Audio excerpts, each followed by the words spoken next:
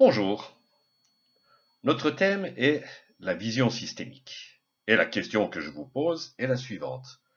1 plus 1 peut-il être égal à 3? Si nous prenons un ensemble d'éléments, par exemple 2 bras, 2 mains, 2 jambes, 2 pieds, une tête, un torse, est-ce que nous pouvons dire que nous avons un système? Non. Par contre, si nous relions ces éléments entre eux et les mettons à interagir et à agir, là oui, nous pouvons dire que nous avons un système.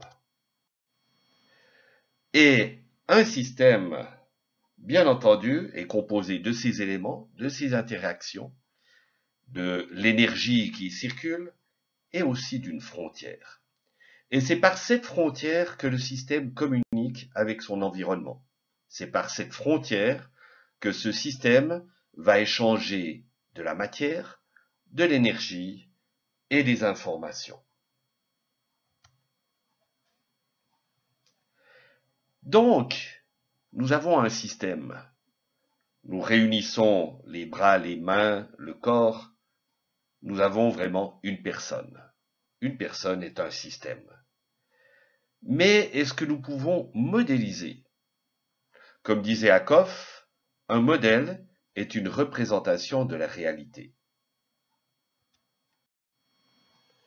Donc, si nous prenons un observateur, il va regarder un système et il peut en créer un modèle.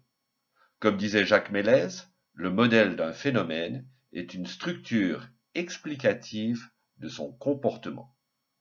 D'où on saisit déjà la nuance du dynamisme et non seulement de la statique.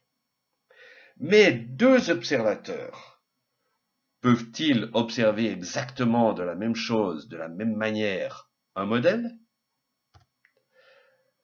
Pas tout à fait. Parce que si un observateur regarde sous un certain angle, il aura un premier modèle. Si un deuxième observateur observe le même système sous un autre angle, il aura un autre modèle. Et un troisième, exactement la même chose. Donc, comme nous dit Michael Pitt, le modèle est une représentation externe et explicite d'une partie de la réalité vue par la personne qui prétend utiliser ce modèle pour comprendre, changer, gérer et contrôler cette partie de la réalité. Donc nous allons retrouver ceci, par exemple, dans les organisations, quand on parlera du modèle de ressources humaines, du modèle financier, du modèle d'information de l'organisation. Miller nous a apporté quelque chose de très intéressant avec la hiérarchie verticale de la complexité du vivant. Il part de la cellule comme étant le système le moins complexe, il va ensuite à l'organe, à l'organisme, l'individu, puis il prend plusieurs individus et il forme un niveau pour le groupe, puis un niveau pour l'organisation. Mais il n'en reste pas là, et il va aussi dans des systèmes qui sont la société et les systèmes supranationaux. Donc, on peut dire que les organisations sont des systèmes vivants. Pourquoi? Parce qu'elles ont une structure qui est faite d'éléments physiques et composants disposés avec un ordre précis dans un réseau d'interaction. Elles ont un modèle d'organisation, des caractéristiques, des relations, des hiérarchies, mais elles ont aussi des processus vitaux qui font fonctionner l'organisation et qui permettent aussi d'avoir des relations avec l'environnement par des flux de matière, des flux d'énergie, des flux d'information.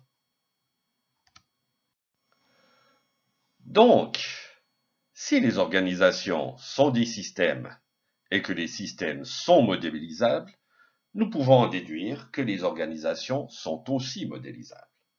On peut les regarder sous plusieurs angles. Par exemple, on peut regarder leur modèle d'affaires, qui sera leur logique de fonctionnement. Mais on peut aussi regarder le modèle dynamique, qui est la stratégie de l'organisation.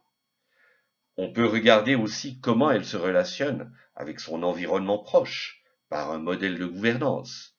Ou on peut même regarder comment elle se responsabilise par rapport à la planète, par rapport à la société d'un mode général, par un chapeau qui serait la RSE, la responsabilité sociétale des entreprises.